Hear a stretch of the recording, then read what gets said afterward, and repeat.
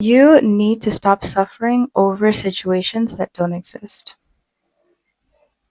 Like, you need to stop stressing, feeling overwhelmed from situations that only literally exist in your mind. For obvious reasons, that's a huge issue. But even more so, it hinders us, truly hinders us from living the life God is calling us to live.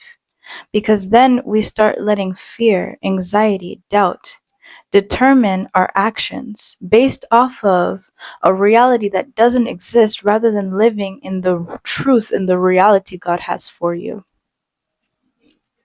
Before I go diving into the deep end, let me just welcome you really quickly to today's Monday episode of Holy Dose.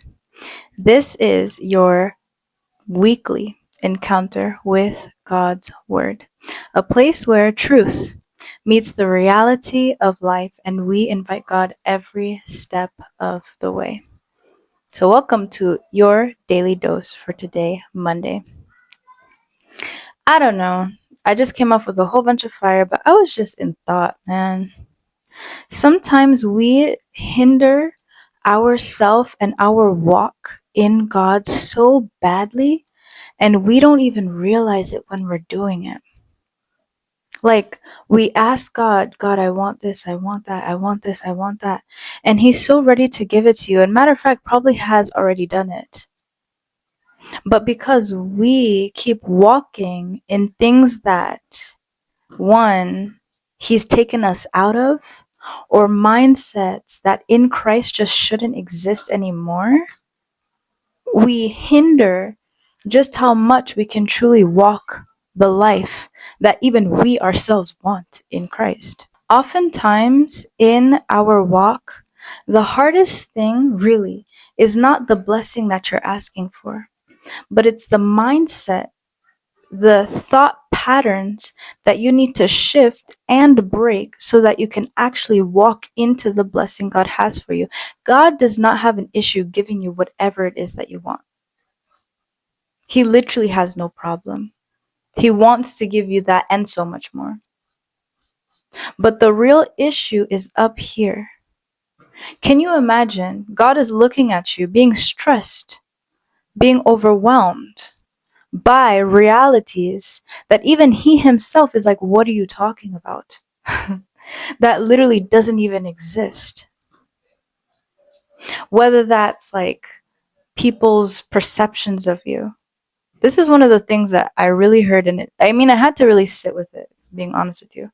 But it's one of those things that we don't take the time to really like eat. People aren't thinking about you as much as you think they are. Like, they have their own lives, they're doing their own things. They're more concerned about their problems than you. But because of this perceived reality that I have over how they think my life is just so important, that they're thinking about me all the time and they have all these opinions about me, that hinders me from doing the thing that God has called me to be. That births the fear of people. But in actuality, that's a reality that actually doesn't exist. And then that puts me in a position to not walk whatever calling God has called me to. Again, walking towards a manifestation of certain blessings because I'm being hindered by something that literally doesn't exist, something that's in my mind. And moreover than that, it puts me in a position to, in a way, like, have my fake reality compete with the word of God in my life. Which that's like even the worst. This is God's word. God's word over you. He's saying something, but it's difficult for you to grasp what he's saying because you're believing in a reality that doesn't exist more than his word that actually does exist. I don't know. I wish I could break this down even further. Your thoughts are literally the foundation for your actions. Actually, even deeper than that, your thoughts are the foundation for the perception that you have of the world. And even the Bible attests to this. If you go to Proverbs chapter 23, verse 7, And it says, "For as he thinketh in his heart, so is he." Meaning, for as a man thinketh in his heart, that is what I am. That is what becomes. So whatever reality I'm like allowing to really enter in and become real in my mind, I'm empowering to become real in real life. And then I'm putting that reality and pitting it against the word that God is saying. So it hinders so much more than we think. If I can give you an example, somebody may have, like, for example, given you some attitude or something like that, or spoken to you in a way or whatever. And so in your mind, you're thinking they're doing that because they don't like me, or they're doing that because of me, or something about me. And little did I know that that person was actually going through it. Now, the reality that I've created in my mind could be stressing me, could be overwhelming me, right? And then that's the reality I begin to walk and live by, thinking that truly that person has it out for me. But in matter of fact, it's just that they're stressed, or even they weren't even thinking about you when they acted. They were just like in a different world. And now God's word can come in like the situation and say, you know what? I need you to go minister love to that person. I need you to be able to be there for that person. And now your fake reality is combating God's real word, because what that person really needs is just love. It's putting you in a place where you can't fulfill the manifestation of God's word, because now you're here like, but they're against me, but this, but it's actually not even a real thing. It's not a real situation that you've just created. And then it stops you from being the person God needs you to be. And this, honestly, now that's like a small level example. But oftentimes it comes off like when we're trying to do bigger things. Maybe God is saying, like, okay, for this business, you're going to go and talk to such and such. You're going to get a contract here and there. But because you're perceiving this thing as too big or too much, that's the reality that you're painting in your mind. It stops you and puts you in a position to like kind of fight with God's word.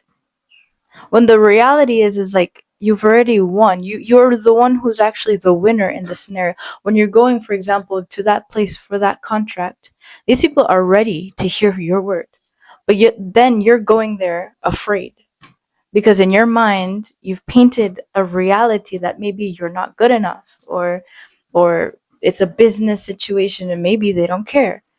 But the reality of the situation is that God had already like put the blocks exactly where you needed, and all you're gonna do is actually just go speak something that just solidifies it. Like you actually already won. You're just going there to pick up the trophy. But you're not enabled to walk in the victorious lifestyle God wants you to walk in because of realities that we keep painting. And then living according to those realities. I think like there's two aspects to this. One, we keep painting realities, false ones. And then two, allowing them to dictate how we live our lives. Like we then give power to something that's not real. And then that's where the enemy comes in. And then he's like, well, thank you for doing half the work. Now I'm going to just piggyback on what you started, and now I'm going to make it 10 times more. And then now situations are going to come up. And then now all of a sudden, what wasn't real now is quote unquote looking real. Because we've given power away and enabled something that like had no enablement unless it was not for us. So in the first step or scheme of things, we have to be in a place where we're always regulating our minds with the word of God. Whether there's a reality, there's a perception, there's something that I'm seeing, I've got to go back to the place, comparing it with scripture and allowing literally, and I mean this literally, allowing the Holy Spirit to mold the way I see things, so that he can allow me to see things as they actually are. So then I'm in the first place, right? Not formulating false realities. And then two, now having the power to walk out what is real, right? What is true. But now let's say I was too emotional or whatever it was, like the situation was too much, and I just, to be able to allow the Holy Spirit to guide you in submission, knowing that maybe it's my perceptions that's wrong. And what God is telling me to do is what is actually pinpointing the real issue. So if I'm able to, right, just actually let go of what I'm thinking and instead just apply what God is telling me to do in totality, then I can even bypass the thoughts and perceptions of the situation and just do. And then allow God's action being made manifest through me to now help me see it. So I don't know if that got too philosophical, but there could be two avenues, right? One, to either allow the Holy Spirit to help you in the way that you're thinking so then you can act according to now the way He's helping you think. Or two, just get into the place where you're obedient and then allow the actions of your obedience now help you see the situation for what it really is. But in both of those places, we shouldn't be in a place anymore where we're getting stressed or overwhelmed over things that we're just falsifying. I think honestly, we have to do this self-reflection and ask ourselves, like any situation that you're going through in your life, like literally anything, and just ask God, is there anything that I am just creating as a reality that doesn't actually exist? Help me. So then I can actually walk in the peace you're calling me to walk in. You realize when we do that, we're limiting how much peace that we can actually walk in. Because again, we're creating situations to be stressed. So that doesn't allow me to walk in peace or even walk in strength. And honestly, in this world, we need all the peace we can get. I don't know about you, but we need all the peace and the strength that we can get. So we have to be in a place where we're not being our own enemies against the peace God is giving unto us. You know? So this is just food for thought. And then another scripture that had come into mind, because the mind, what we think, is so important. And I believe the scripture's in 1 Timothy. And it's Paul saying the things that we ought to think about. And he lists a whole bunch of things. It says, whatever is pure, whatever is of good report, whatever is of virtue, whatever is praiseworthy. And he goes and lists a whole bunch. To think and meditate on these things. And the importance behind that, right? When we get to the scripture in Proverbs, saying, as a man thinketh in his heart, so is he. Whatever you're thinking in here is just going to manifest. If I'm thinking there's an issue, the way I'm going to act is like there's an issue. Even if I try with my heart or whatever, I'm going to act as though there's a problem. It's just going to manifest. If I'm thinking peace, if I'm thinking virtue, if I'm thinking of things of good report, it's going to then manifest. I'm going to carry a certain atmosphere, an atmosphere of peace or an atmosphere of attitude. I have to pick. But it starts with what is in my head. So I guess that's a little bit of a tidbit or a little personal advice or whatever. If you ever get into then a situation where you don't really know what's going on, then the first thing you should do is just mind your thoughts straight up. What is peaceful? What is good? How can I think of these things? I'm going to meditate on these things so then I can act in a way that's not magnifying, again, a reality that possibly doesn't exist. The Bible is full of such practical wisdom, y'all.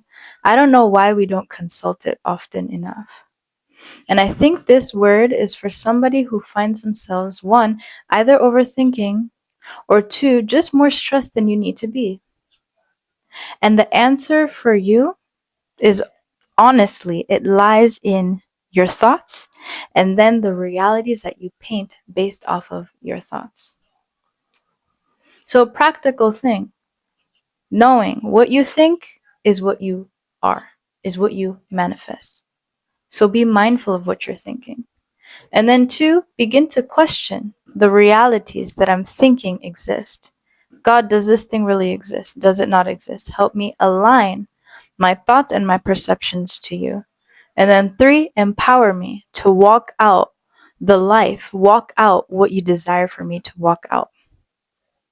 Because at the end of the day, guys, I'm telling you, God has a lot in store for you. And we are oftentimes the biggest hindrance to really walking it out. So I hope this word encouraged somebody today and hopefully helped you take off like a weight off your shoulders and thinking a lot of the things that you're stressed about probably don't even exist. Like, let that sit in for a little bit and then take the peace that God is giving unto you. So, Heavenly Father, I just want to thank you so much. Holy Spirit, I just want to glorify you and magnify you for this word.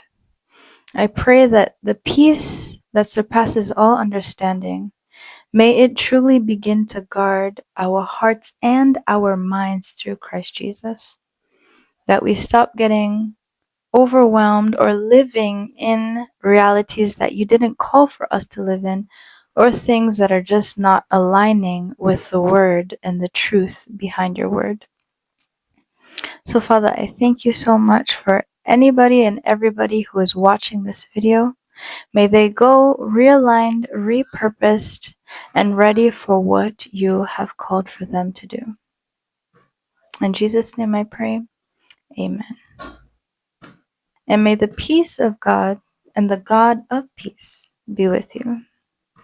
I don't know if y'all feel that, but I feel that. I feel a little burden lifting off my shoulders. I'm not going to lie. So glory be to God. And I just wanted to, I don't know, give you, it's not like give you a congratulations, but just take a moment to also be grateful. Yesterday was Easter Sunday. We were just celebrating the fact that not only did Jesus die for our sins, but was risen on the 3rd day. So just a shout out to that. Glory be to God. I'll be posting another video on Wednesday. So make sure you put on your notifications, all that YouTuber stuff, so that you can be here to get another word. And if you like this one, make sure to like it and comment down below. I shall see y'all on Wednesday, and I love you guys so much.